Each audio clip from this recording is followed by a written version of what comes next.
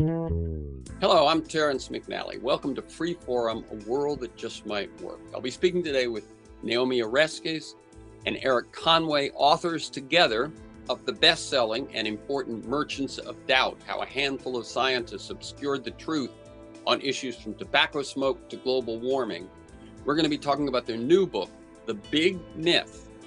This time it's How American Business Taught Us to Loathe Government and Love the Free Market. And you can learn more at The Big Myth Book, all one word, thebigmythbook.com.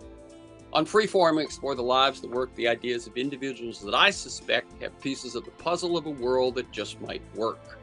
We look at politics, economics, environment, science, health, culture, all based on the fact that I believe we can do better, and I want to find out how.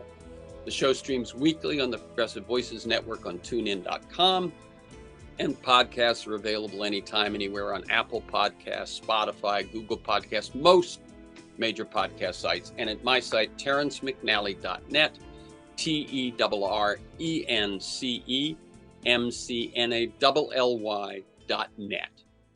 I woke up this morning and noticed some headlines, and I'm going to read you a few of them. 1. Plastic is already in blood, breast milk, and placentas. Now it may be in our brains. The particles could be linked to cognitive impairment and neurodegenerative diseases such as Alzheimer's or Parkinson's. 2. North Carolina residents urge the UN to investigate toxic PFAS pollution. Chemical manufacturer Chemours accused of violating human rights by releasing forever chemicals into Cape Fear River Basin. 3. Biden is still not doing nearly enough about the climate crisis. The president is trying to appeal to climate-conscious young voters and appease the fossil fuel industry. It won't work. 4. The godfather of AI leaves Google and warns of danger ahead. For half a century, Geoffrey Hinton nurtured the technology at the heart of chatbots like ChatGPT. Now he worries it will cause serious harm. And finally, dumb and dangerous, USC surge in efforts to weaken child labor regulations.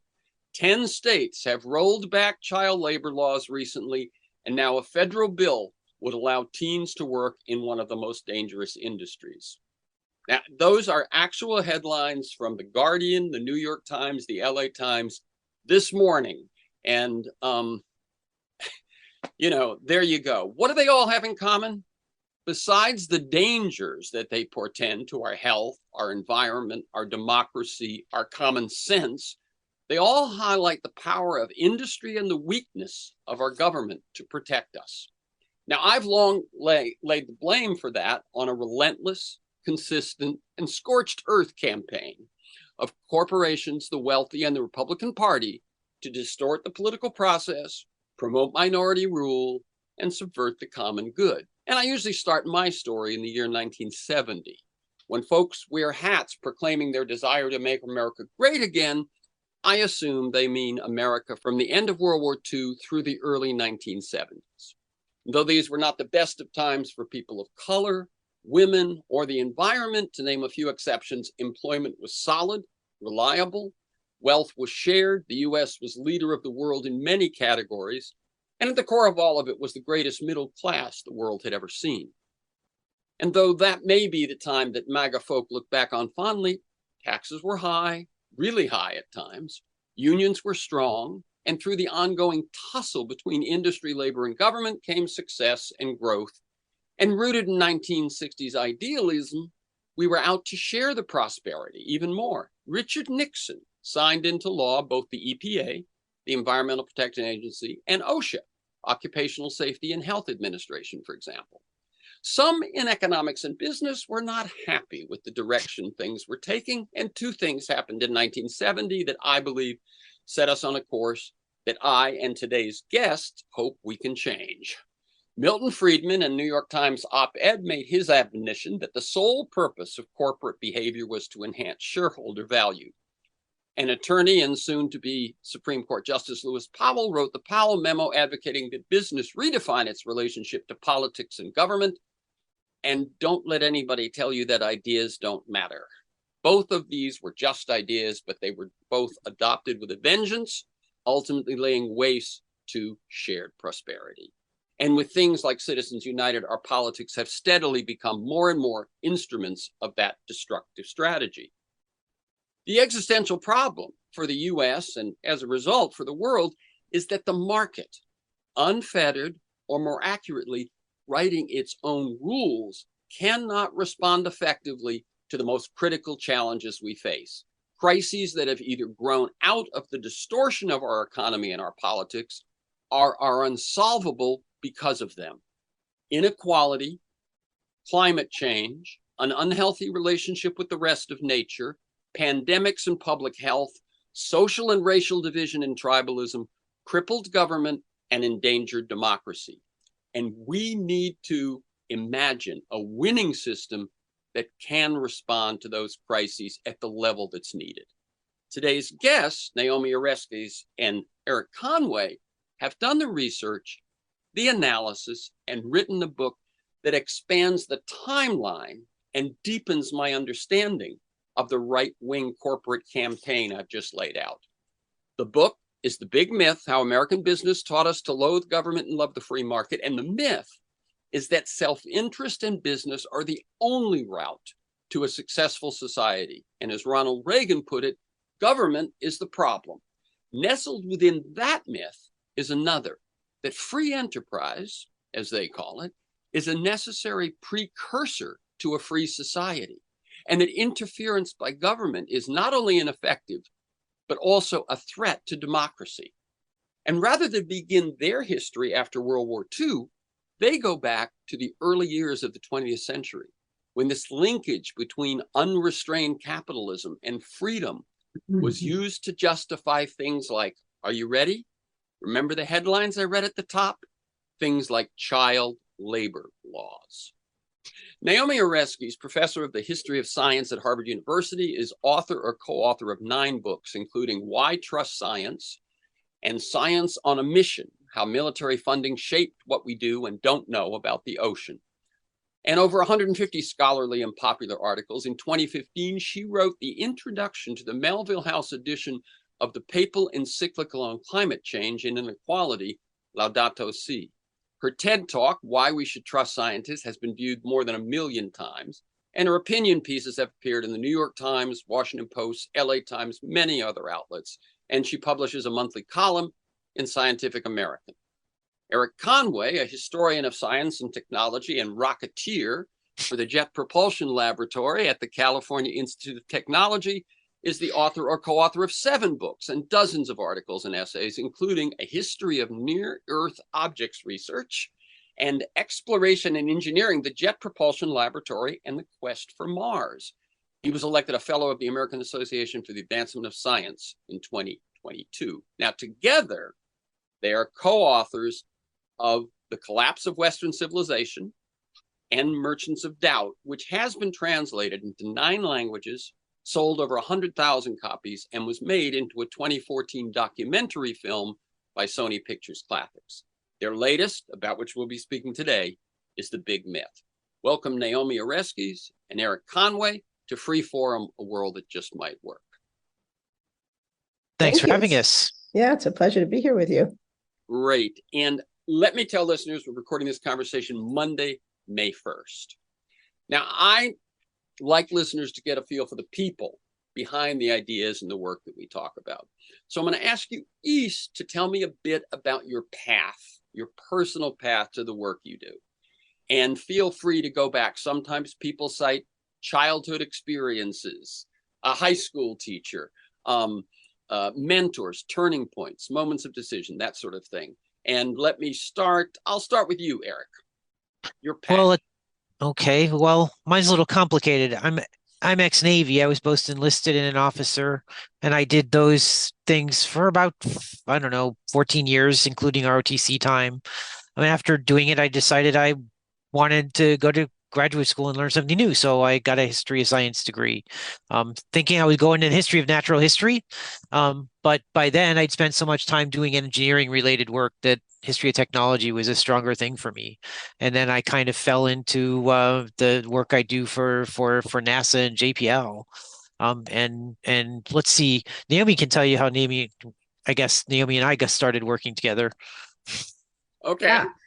So I was an exploration geologist. My undergraduate degree is in geology. I worked for a mining and exploration company in Australia in the early 80s, came back to grad school thinking I would become a geology professor, but discovered history and philosophy of science. And that was really eye-opening because I was always interested in science and I was always interested in nature and I love being outdoors.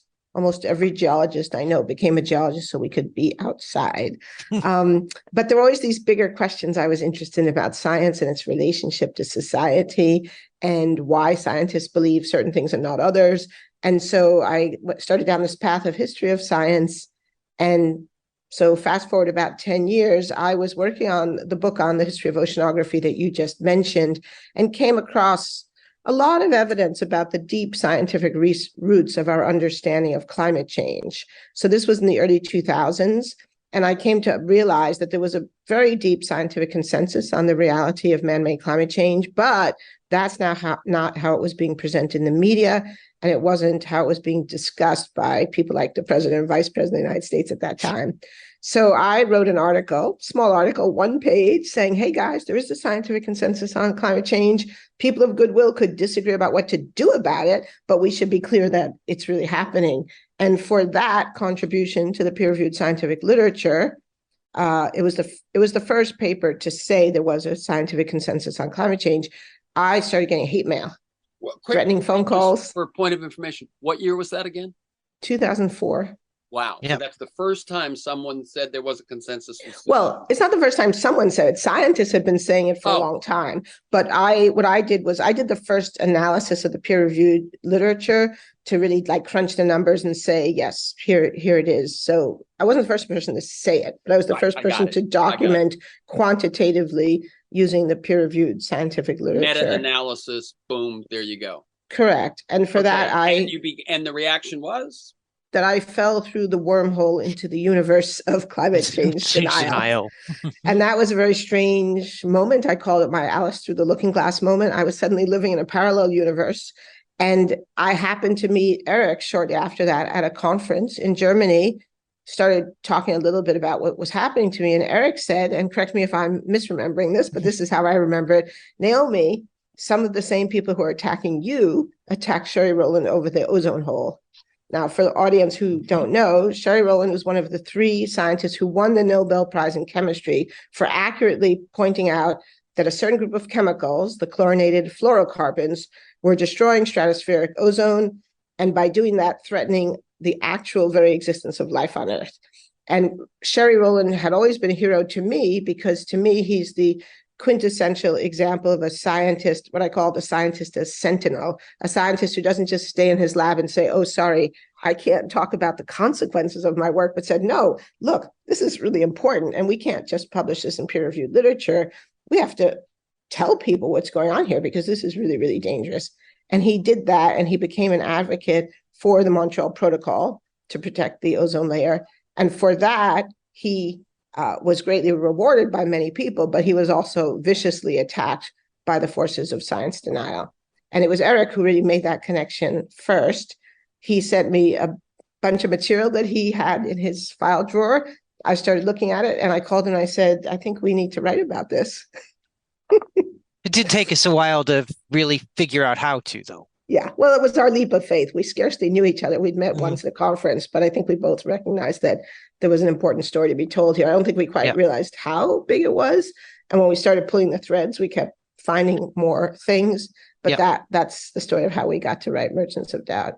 And so you guys have not written together. And if I'm not mistaken, you haven't written, shall we say, for the popular market yet either. And it's always an interesting break, I think, when people go from writing for their academic peers to shifting to popular. So how long did it take you to do Merchants of Doubt? About 5 years, ERIK? Yeah, so I think we finally signed the contract late 05, early 06, and we delivered the manuscript in 2009. It's published in 2010. Okay. I think that's right. And for people who kind of know the gist of the book, is the book has a life for many I was going to say millions, but many thousands of people who probably haven't read it, but know the stake it put in the ground. You actually were writing about specific individuals, not just a strategy, right? And right. So, I mean, part of what I think made the book maybe a bit, I won't say that book was easy to write because it wasn't, but a little easier than this latest book, is that we identified this group of men, 4 people, I think of them as a kind of gang of 4, who were really important voices in climate change denial, and were among the ones who had also attacked the scientists over the ozone hole. And then we found this bigger story of them as sort of serial contrarians attacking science on a whole set of issues, all the way going back to tobacco. And so in some ways that made the book easier to write because we had these 4 very distinctive characters and we could follow their narrative thread. The new book is harder because it's a more complicated story. There are more different players. My husband just said to me, we should have had like one of those cards that a person could put next to them on their desk with a list of characters to keep track of, who's on first. And it's a longer period of time too, since we found we located the origins of the myth back in the late 19th century, really. So right, and this one you're tracking. You've got the myth and the strategy laid out, but then it's like all the events and personalities and so on that show up in the course of this, taking us to the present day. How long did it take you to write this one? I think about the same, didn't we? Ultimately about the same. It was supposed to be shorter, but it wasn't. That's the story. We know each other. We've done this before. Yeah. We got the Guggenheim in 2018, but we'd already been working on it for a couple of years before that. Yeah. Okay. So let me ask, any response to my introduction? It's brilliant. I want to take you on the road with us. Yeah. Well, I guess I would say I've been saying for a while now that NAOMI was prescient in starting the book with child labor because I didn't see the effort to weaken the child labor laws coming. I just figured that was settled and no one would bother ever reopening them. And I was so wrong. If I can tell a little anecdote on that. So 2 things. I like to point out, the child labor thing, whenever Eric and I do this work, we often say, okay, well, one thing no one's going to question, right? They're not going to try to, and then, then it happens, right? So one of my favorite lines of the book is the court decision over the issue of child labor. Oliver Wendell Holmes wrote, I believe it was 1918, if I'm remembering correctly, one of the few things that everyone in a civilized society agrees on is the evil of child labor. And here we are more than 100 years later, and it shows how deep these people go, how powerful this mythology, this ideological framework is, that these people are prepared to sacrifice children on the altar of the free market. Right. No, I mean, it stunned me because I actually have as my landing page the front page of the Guardian of London. And the top story today was child labor laws. I went, you can't make this up. Yeah, and I'm going to give you one little anecdote too. I know it's a little rude to throw other people on the bus, but when this book first came out, I pitched the New York Times an op-ed based on this child labor thing and saying, look, here we are 100 years later, and the advocates of unregulated capitalism want to roll back child labor law. And the editor at the New York Times said to me, a very skeptical voice, well, oh, come on, how likely is it that any of these laws are going to pass? And I think this is such an important anecdote because one of the ways this works is that these people sometimes say things that are so outrageous that you think, oh, nobody could possibly take that seriously. Nobody could possibly want to bring back child labor. And so it's easy to dismiss it and think that, it's not that big a deal. And I remember that happened when we were first talking about the Merchants of Doubt story. I remember quite a few people that I spoke to about what was going on kind of had the reaction that we were making a mountain out of a molehill. Okay, so there's these 4 guys that don't believe in climate change. And we were trying to point out it wasn't just the 4 guys, that this was the tip of the iceberg of a much larger story. So these 4 guys, in a sense, stood in for the whole universe of climate change denial. And I think that's happening again today, where the attempt to bring back child labor stands in for this entire universe of people who don't care about forever chemicals, who don't care about plastic getting into our brains and our blood, who don't care about the safety of workers, consumers, don't care about the climate crisis. And that's why these stories are so powerful. And one of your questions in Merchants of Doubt, I'm sure, is what motivates people to, as you've just said, don't care about this, don't care about that, don't care about, and in that case, don't care about climate change. How did you figure out what their motivation was? And then tell us what it was. Erik, go ahead. Well, we were trying to figure out in Merchants of Doubt why they were doing it. And, there's the obvious argument to follow the money, but we really didn't have much evidence that they were profiting off of that effort. And so we had to come up with something else. And one thing that became clear in reading through the records they left was that they were champions of the free market, that they seem to have truly believed that any constraints on free market capitalism would lead to this slippery slope of socialism and maybe even totalitarian communism. And so it became our argument that they were market fundamentalists, as we use George Soros's term for it. That's where I got it from anyway. And that seemed to be their motivation. But of course, there's a leap there too, because being a market fundamentalist might mean this or that in certain things, but why would they deny climate change? But as you point out, it's because they had to reach for an explanation for a market failure. Exactly. And I think, you said a minute ago, why didn't they care about climate change? But actually, they cared a lot. They did. They cared extremely deeply. They cared so much because if climate change is real, and if, as Nick Stern, the former chief economist of the World Bank, has said many times, that this is the greatest and most wide-ranging market failure ever, then it's telling us that capitalism as practice is failing, that we have this colossal market failure that threatens the future of our life on Earth.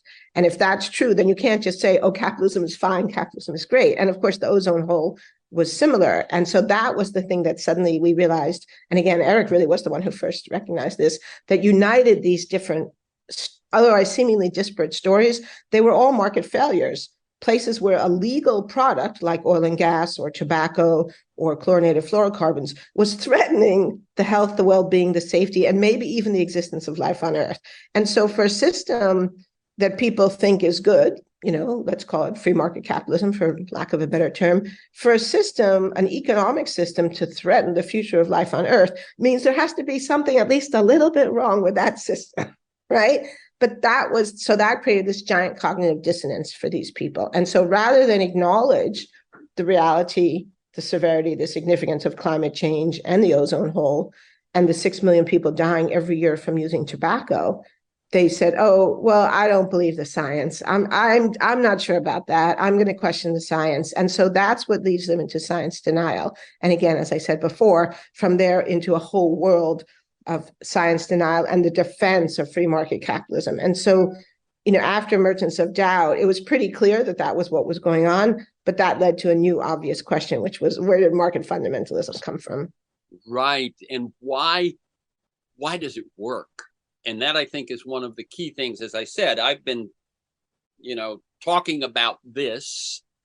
And as I say, usually starting the story at World War II at the earliest, 1970, at another point. But what you did was, as I say, just expand my timeline, that there was a context, there was a rich soil kind of that was easy to make that market fundamentalism supplied the soil that made these denials acceptable and believable. And one thing I have to say, just as a side comment, is that scientists who are actually practicing science pretty much can't be fundamentalists because science is a question more than it's an answer.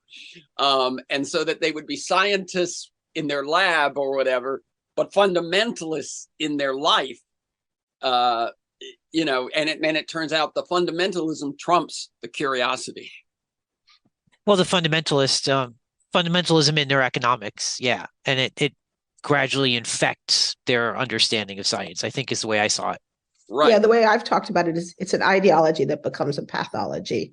It starts as a political or ideological framework, which you could argue you could agree or you could disagree, but then it becomes kind of pathological because it leads people to reject clear scientific evidence. And we saw that during the COVID-19 pandemic. I mean, I think that's where I came up with this phrase when we did a piece for Time magazine about how our work connected to the pandemic. So here you have a virus that is literally a matter of life and death. People are dying in front of your eyes, and yet you refuse to accept the scientific evidence that masking works. You refuse to accept the scientific evidence that vaccines work because you see it as an infringement on personal freedom, because you see it as, quote, government encroachment. And so you refuse to accept the evidence even when people around you are dying.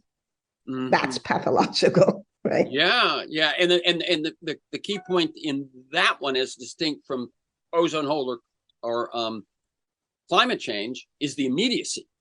It's exactly. Not like, oh, there's a future threat to civilization. It's like people are dying down the block, or in your house. So as I said, if you haven't yet, and I think we sort of dance around it, but give me a definition of market fundamentalism.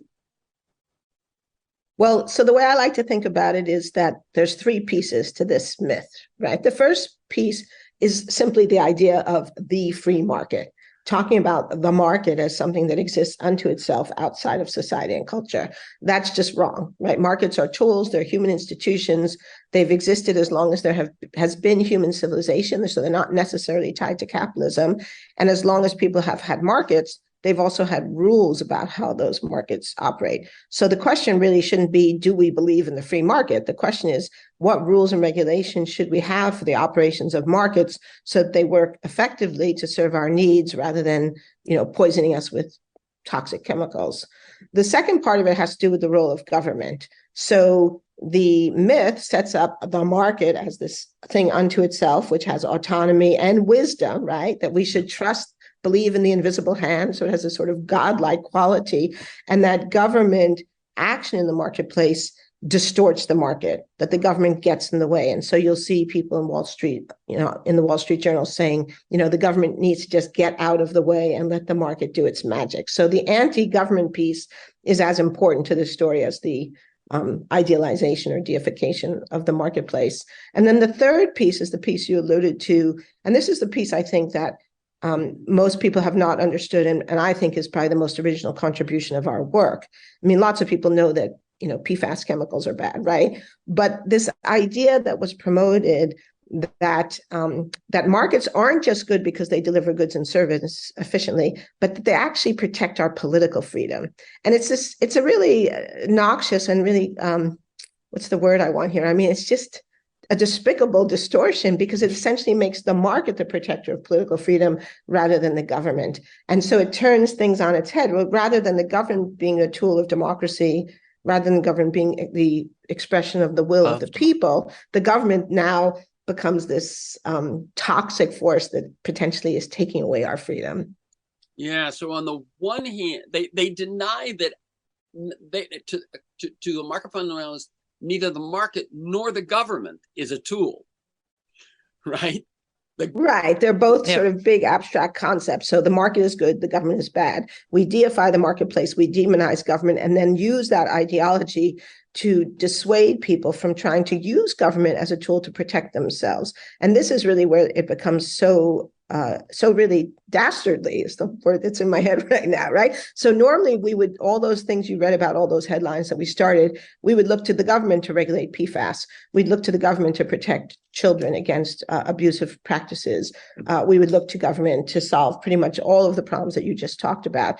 But if we've been persuaded that government is the problem, that government is not the solution to our problems, government is the problem, then we don't turn to government. And what are we left with? We're left with, well, just trust the marketplace. Yeah. And it's that way of thinking that I think has contributed in a really substantial way to this sort of cascading set of cascading crises. I picked up from your writing, and that I think might be even more subtle, is that they don't want to consider the market a tool because that diminishes it. I think one of the main points when we get to the end of the hour as to what's the meaning of this and what's the use of your work is to say what we want to do is balance you finally admit that the market is a tool and that it should be a tool for well-being, and that it is not, whatever I'm trying even to think, they don't think it's a tool, they think it's what? Reality? What is it? Well, so yes, and we spend a lot of time talking about the idea of markets as tools, markets as our constructs, and that we should design them to, we being small d Democrats, to benefit the majority as opposed to the way they are now. But if you think about the way the big myth we've described operates, it disempowers most of the public, right? And that means that the business people are the ones who shape the markets, they and their lobbyists in Congress, because they know their tools and they know that markets are constructs. And by convincing the rest of us to leave them alone, they get to design markets in ways that benefit themselves. Yeah. Right. But don't think that business people or economists for a second believe that markets are divine or independent or anything. They know better than that. Got it. By the way, let me tell you, you are listening to Freeform, A World That Just Might Work. I'm Terrence McNally, and I'm speaking with NAOMI ORESKES and ERIK Conway. And they are authors together of the best-selling and important Merchants of Doubt, How a Handful of Scientists Obscured the Truth on Issues from Tobacco Smoke to Global Warming. And we're talking about their new book, which sort of is the context in which Merchants of Doubt takes place. And the new book is The Big Myth, How American Business Taught Us to Loathe Government and Love the Free Market. And you can learn more about the authors at their respective university faculty websites, ORESKES at Harvard and Conway at Caltech. And you can learn more about the book at thebigmythbook.com. Okay, so we've got this. Let's do a little bit of the history, because as I said, I agree with you, by the way, that I think the key new insight of your book is the connection, the point of connecting free enterprise to democracy, and that without free enterprise, you can't have democracy. And they made what was, as you said, there's representative democracy, there's the vote, there's all those things. And they added this as if this was part of the brew. But the other one is that it didn't start when a lot of us think it started. It started much earlier. And again, it's that dark poetry of child labor laws. But tell us a bit about that early history, because that's, I think, going to be news to a lot of people. Well, I think this also helps maybe to answer your last question about capitalism. One of the points that Erik and I are trying to make in this book is that capitalism isn't one thing. Capitalism is an economic system that has evolved over time. The capitalism that we have today, which is this sort of very highly deregulated, financialized global capitalism, is really, really different than what Adam Smith was advocating at the end of the 18th century. And it's different from the sort of managerial capitalism that developed in the 19th century. So part of our argument is that talking about capitalism with a capital C is really misleading, in the same way that talking about the free market, with a the in front of it, is misleading. So the real question, or one of the questions, is how our understanding of capitalism has evolved. And so we begin the book in the early 20th century, when there was widespread recognition of the really profound social costs of capitalism as it was being practiced in the United States at that time. And we focus on two major debates that took place in the early 20th century. One was child labor, and the other was workmen's compensation. So most Americans don't know that in the early 20th century, it was extremely common for children as young as 2 years old to work in textile mills, to work in factories, to work in mines. And various reformers tried to argue against that and to say, no, this isn't right. These children have no opportunity to advance in society, no opportunity to become educated, no opportunity to live a good life and become productive citizens. The death rates among children who began working at these very young ages was astronomical. And so many people thought, well, yeah, that's right. Children really shouldn't be working in factories. So there was widespread popular support for the idea of restricting, putting limits, having laws to protect children from working in factories and mines and mills. But the business community began to fight back, to say, no, this is an inappropriate infringement on the rights of business, the freedom of a factory owner to decide for himself how to run his own business, and also a patriarchal element, the freedom of a father to decide what is right for his sons, usually cast in those terms, although girls also worked. Yeah. And so in this debate, we see the beginnings of this argument about freedom, using freedom as a tool to push back against government regulation of the marketplace, because everyone loves freedom. So the idea is you take a noxious practice like child labor, but you defend it by invoking some higher ideal, which is freedom. And so in the book, we show how then that gets carried through a whole set of debates, including debates over workplace injury. This is another thing that's been mostly forgotten, except by a few American historians. Massive rates of workplace injury and death in the early 20th century. One of my favorite statistics in the book was this calculation I did that a 15-year-old boy in 1914 would have been safer going to fight in World War I than going to work on the railroads or in an anthracite mine. It was that dangerous. But again, when people said, well, look, this is really bad, we should do something. And in fact, we have models for what we could do in Europe, in Germany, and in the United Kingdom. There was workmen's compensation, and that created an incentive for factory owners to clean up the workplace, make it safer. But the business community fought back, saying, no, that's an infringement on our freedom. And if you allow the government to tell us how to run our factories, it's only a matter of time before we lose democracy. And that's how we then see emerging this argument they make that they call the tripod of freedom. And it involves a major rewriting of American history. I mean, it's really a fabrication. It's a lie, to put it bluntly. But they make this claim that the American society was founded on three pillars. One of them, representative democracy. So far, so good. The second, the rights enshrined in the Bill of Rights. Also good. But the third one, equally important, they claim, is free enterprise. And so the argument is that if you allow the government to compromise free enterprise, whether it's child labor laws, minimum wage, Social Security, then the whole structure risks collapsing. It's a tripod. So if one leg is compromised, the whole thing falls. And they use this argument then during the 1930s and into the early 40s to fight back against the reforms of the New Deal. And one thing you point out is that they lose a lot. That as I said in the intro, and as is implicit in your book, is that we have crises that this is not going to handle. The Depression was one of those. But by the way, I wanted to point out and ask you to comment on. It seems to me that nowadays in America, you'll hear a fourth part of that tripod, and the fourth one will be Christian nationalism. Mm. And that now it's not just freedom, it's God-given rights. I don't know if you saw I saw an article last week in which he pointed out how many people use the phrase God-given rights to apply to their gun ownership, which if you think of how absurd, I mean, there's very few things you could think of that would be more absurd than that. But do you agree that that's now in the current incarnation of this? It seems to me they've added that to it.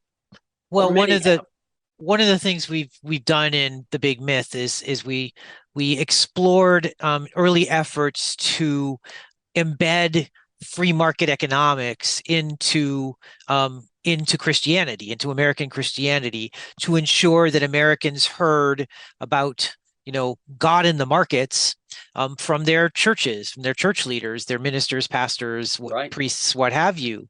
And we didn't take it because we didn't have documentary evidence into the present.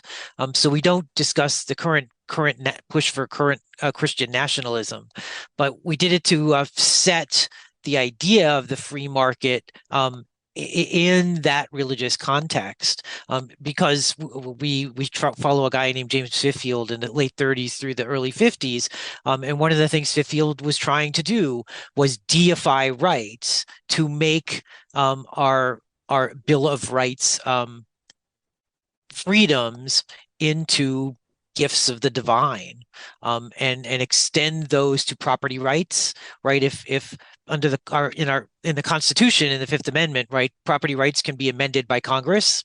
But according to James Fifield, they were gifts from God. And the whole idea there, once you deify something, sacralize it, it no longer can be modified by Congress or by any human power.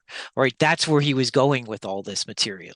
And we talk about that in the book because we thought that was essential to understanding how we get to market fundamentalism being such a seemingly sacrosanct construction. Right. Yeah, and if I could jump in here, I think that's extremely important. As Erik said, we don't talk about contemporary Christian nationalism in the book, but we do show in many different ways the way in which these people try to turn economic rights into God-given rights. And so one of my favorite examples involves the work of Friedrich von Hayek, the neoliberal Austrian economist. So in the book, we tell the story of how a group of businessmen linked to the National Association of Manufacturers, and particularly the DuPont Corporation, actually bring Friedrich von Hayek to America. They work behind closed doors to get him hired at the University of Chicago and then to promote his ideas in popular culture. And they do this in part by making dumbed down versions of his book. So his 1944 book, The Road to Serfdom, is massively quoted by right-wing commentators, Republican politicians all across the United States, including today, people like Ted Cruz, Paul Ryan, etc. If you actually read the book, it's a very interesting book. I don't entirely agree with it, but it's nuanced, it's subtle. And Hayek acknowledges that there have to be exceptions to market fundamentalism. For example, he supports the idea of Social Security to protect people from extreme hardship.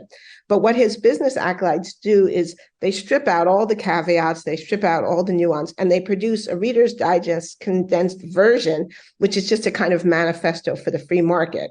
And when it's published in Reader's Digest, it's accompanied by an illustration, which looks like the Ten Commandments. It's a set of tablets.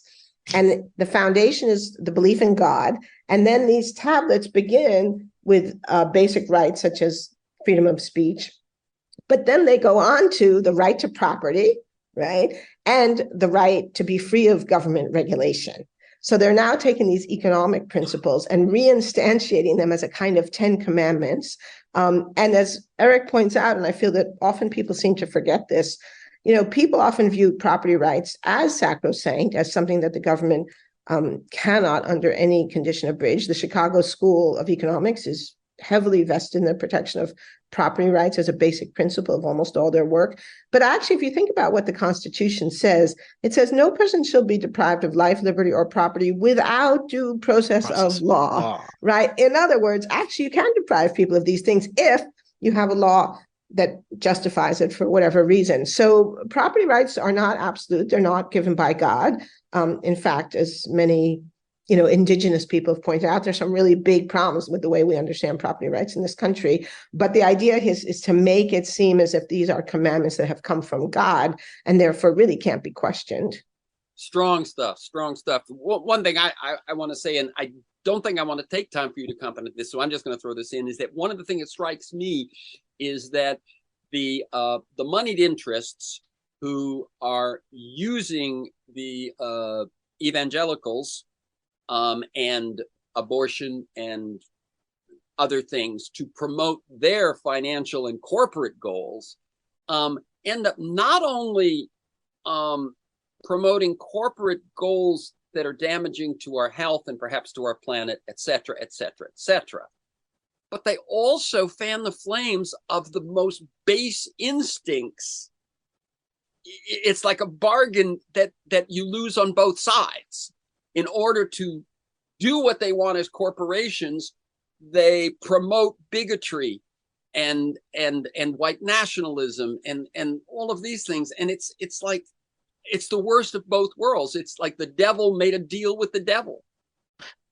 Well, it's Erik, kind of say, yeah. It's as if they don't believe that pact will ever harm them. And maybe it won't. So far, it hasn't really. But they also understand that getting to that sort of primitive brain bit of humanity is one of the things that gives them such power. That's right. That's right. Although and they're willing. Yeah. In although other words, again, the cost is not a cost to them. No, but just to jump in, I mean, in fairness, the book is not an indictment of all American business. I mean, we're tracking a very definite group of people, influential trade organizations like the National Association of Manufacturers, the National Electric Light Association, corporations like General Electric, who did some really terrible things that we document very, very clearly. The evidence of their activities is overwhelming. Where I fault the rest of American business, though, is standing by and not standing up to it, right? That they benefit. They're willing to benefit from, say, the weakening of child labor laws or weakening of environmental protections, but not stand up and say, no, we actually don't think child labor is a good idea. And that's where I fault sort of the larger world of American business. Yeah, very fair. And your book is a history. So I want to give you a little time now. I mean, it's so fun to talk about the ideas, but some of that stuff that happened in that most people aren't aware of with the National Association of Manufacturers and the Electric Light Group and Ronald Reagan. So if one of you wants to take, pre-Reagan and wants to take Reagan, fine, but run with that, please. Well, Naomi wrote the Reagan and GE stuff, so she should do it. Okay.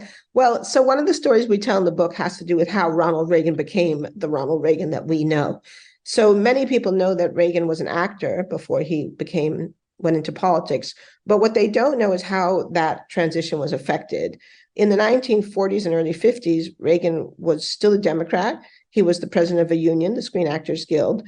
And by the late 50s, he's this extremely anti-government Republican, an anti-union Republican. So how did that happen? So in the book, we show that this transition took place when he worked for the General Electric Corporation.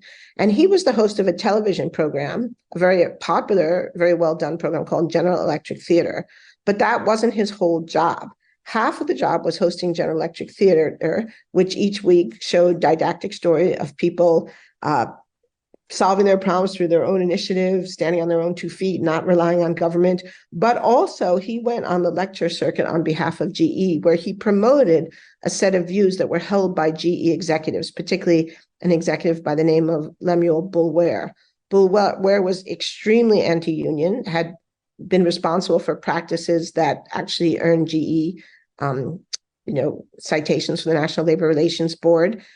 They were so bad they got a name, Boulwareism, and also extremely anti-government. And so he developed this propaganda program within GE to propagandize GE employees not to join unions, to believe in the power of the marketplace, to believe in that government was the problem, not the solution.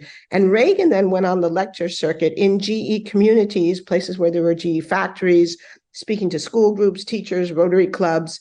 And then his speeches would be then reported on in GE newsletters and magazines that then went out to the GE communities. This massive propaganda campaign with what was essentially became Reagan's pro-market anti-government philosophy. And so we really show in the book how the Ronald Reagan, who then became so influential, really comes out of General Electric with a set of views that are essentially just about identical to the views of GE executives. And he also comes out with one other thing, which is powerful and wealthy backers who then fund his campaign to run for governor of California.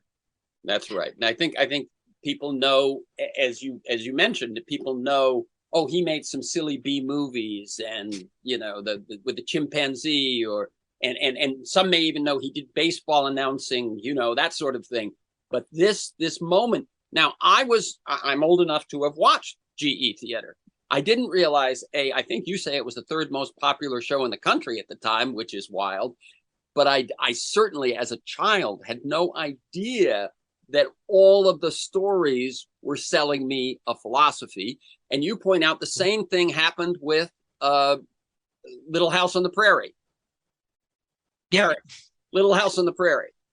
So we wound up incorporating Little House on the Prairie in the book because of its ghostwriter, Rose Wilder Lane. It's a couple of other, I think they're actually language scholars, Christine Woodside and Carolyn Fraser, had done a lot of work to discover that Rose Wilder Lane was the ghostwriter for Mother Laura Ingalls Wilder for these Little House on the Prairie books that are published in the 1930s and into the 1940s. Rose crafted those narratives into libertarian parables in pursuit of her own vision of politics. And she claims to be one of these folks who kind of started as socialist leanings and then converted into hard libertarian capitalists. And she became not just influential in the literary world for this. She formed an alliance with J. Howard Pugh, the president of Sun Oil, who and some others who got her a job managing book reviews for an economic journal, and for whom she became a part of an effort to suppress undesirable textbooks. And we tell the story of one by an economist by the name of Laurie Tarshish, whose crime was publishing a textbook on Keynesian economics right after World War II in 1946. And to J. Howard Pugh and his allies, this thing was tantamount to communism. And so they went on a campaign to get it banned by universities by writing trustees and the deans of economics programs and so forth to try to get it suppressed. And so the Little House on the Prairie gal wound up being much more influential than we think. One of the places we couldn't determine, though, is how influential was it? Naomi read The Little House on the Prairie books as a kid, living in the least prairie-like place in the United States, New York City. And, it didn't turn her into a libertarian, but some people, maybe it did. It's one of the larger purpose in constructing the book was to try to look at the way these messages are put into different aspects of American culture. So what Christian capitalism culture was about embedding free market messages in churches. Laura Ingalls Wilder's and Rose Wilder Lanes's work was about embedding them in children's books, et cetera. So Americans hear this all the time from every media outlet. Right. Oh, and one thing I wanted to say, when you said that they did Hayek's book as a Reader's Digest condensed, people usually mean that as a metaphor. No, literally. It was literal. Right. Yeah. This is fact.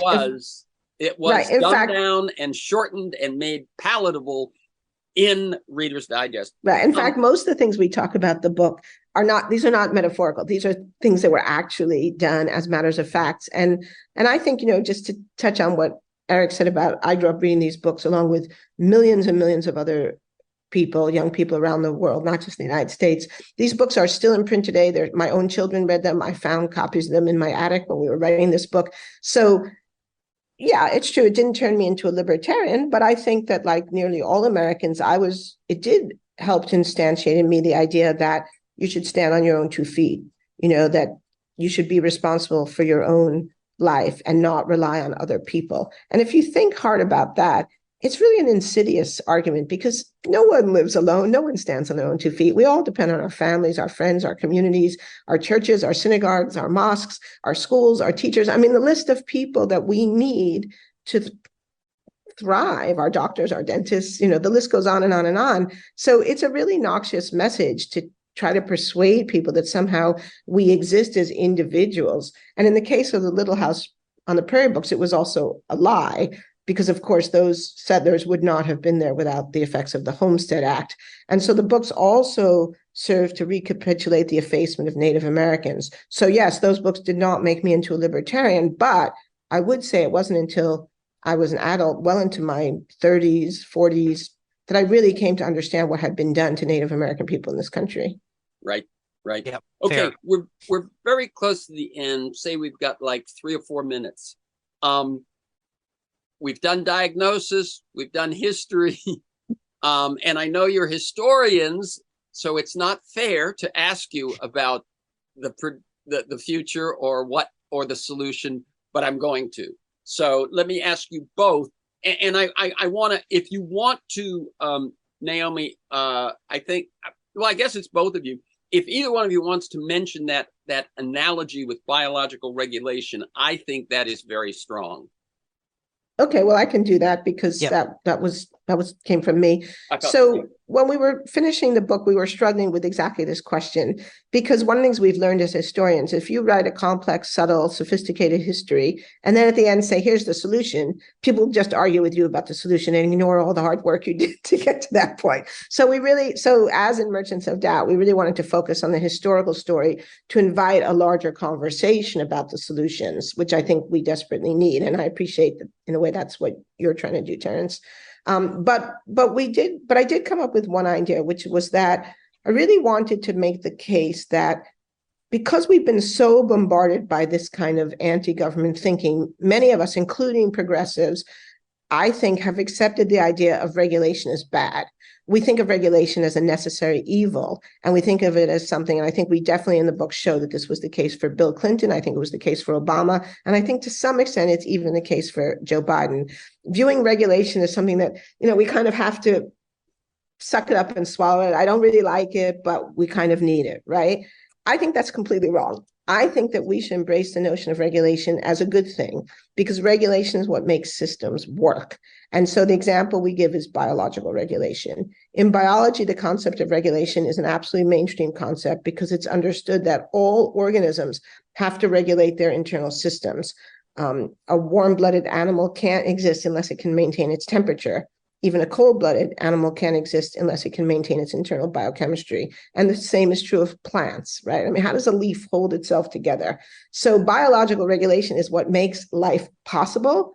And so I think a better system of economic regulation, of market regulation, is what's going to make it possible for us to continue to live life productively, live a good life with stuff we like. I mean, I like to always say, I'm not against stuff. I really like my water bottle, right? But in a way that doesn't poison the planet that we depend on to survive. Right. And you made the point earlier, Naomi, that you're not condemning all business, all businesses, all business people. It's what you're asking for is a rebalancing. And obviously, nature. And the other metaphor or analogy that works very well is sports. In other words, no one complains that there should be no rules in the NBA playoffs. This would be absurd. Yep. There is no way to do our best and all that competition that these folks love, unless there are rules. Eric, your thoughts about where we go from here to escape this, this trap.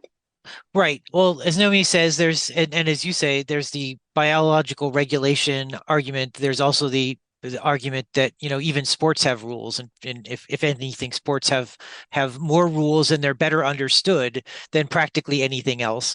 So you get bars full of people arguing intricate details of the rules of football, basketball, baseball, whatever have you. Yep. What I would say is that I've seen our work as inoculation partly. The more people who understand what's going on, the better, as in terms of market rules being set by business people and not really to benefit the majority, and the history of all that is important. But what also has to change is the people in the folks in the corporate suites have to sort of re-engage with the ideas of managerial capitalism circa 1960, when a lot of business leaders saw their jobs as not just making the best money possible for the investors, but also reinvesting in their communities, being part of their communities and supporting them. And in order to get back to that society that was still just as wealthy, but the wealth was better shared. Yeah. As I said at the top, that moment was a moment of growing shared prosperity, which, according to some folks, had to be tamped down and redirected. But we're still capitalist. Yeah, we could go on, partially even just if we just spent time on more of the stories that you guys have, which we didn't have that much time to do. But let me tell people, the book is The Big Myth: How American Business Taught Us to Loathe Government and Love the Free Market. You can learn more about the authors at their respective university faculty websites, ORESKES at Harvard and Conway at Caltech. And you can learn more about the book at The Big Myth Book, all one word, thebigmythbook.com. Thank you, Naomi Oreskes. and Eric Conway. Keep up your good work. For this conversation, many other interviews and articles, and to join me in pursuit of a world that just might work, go to terrencemcnally.net or aworldthatjustmightwork.com. They're the same website. If you want to get my email announcement weekly telling you who's going to be on, what we're going to talk about, and usually links to 10 articles to flesh out the conversation, email me at temcnally, TEMCNALLY @mac.com, or you can sign up at my website. You can also sign up for the podcast at most of the websites where it runs: Apple Podcasts, Google Podcasts, Spotify, you name it. And in the archives, you will find Michael Lewis, Naomi Klein, Bill McKibben, Van Jones, Connie Rice, Greg Boyle. You can also follow me on Twitter at McNally Terrence. Thanks to Kiana Williams and Federico Garcia in production, George Vasilopoulos at Progressive Voices, and most of all, you, my listeners, share this podcast widely. And again, thanks to both of you, and keep up your good work. Thank you. Thank you.